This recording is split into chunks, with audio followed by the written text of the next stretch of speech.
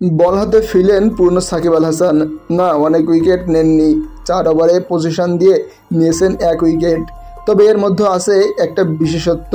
সিপিএলে খেলা আগে 5 ম্যাচে 1 ইনিংসে সাকিব সর্বোচ্চ বোলিং করেছে 2 ওভার, তাও ষষ্ঠ এবং সপ্তম বোলার হিসেবে। তবে আজই প্রথম সাকিব তার বোলিং কোটা পূর্ণ করলেন। সেই 15 দিনের মতো নতুন বলে পাওয়ার প্লেতে নিলেন উইকেটও। সাকিব আজ আউট করছে ত্রিনবাগ নাইট রাইডার্সের ওপেনার কালিন মানরোকে। যদিও ম্যাচটা শেষ পর্যন্ত সাকিব দল এন্টিকার জিততে পারেনি। টস হেরে ব্যাটিং করতে নেমে সাকিবের দল করেছিল 7 উইকেটে 146 রান। অ্যালেক্স হেলসও কিসি কাটির 50তে এই রান 8 বল হাতে রেখে জিতে যায় নাইট রাইডার্স। শুরুতে সাকিব মানরোকে ফেরালেও রান তারা কোনো বাধা হয়নি নাইট রাইডার্সের।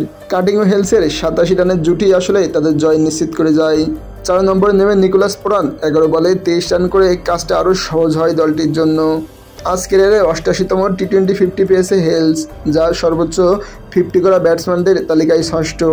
পাকিস্তানি পেসার মোহাম্মদ আমির 22 রানে 3 উইকেট নিয়ে ম্যাচ সেরা হয়েছেন। এ হারের পরও 7 ম্যাচে 3 জয়ে শীর্ষ সাকিব এন্টিকা।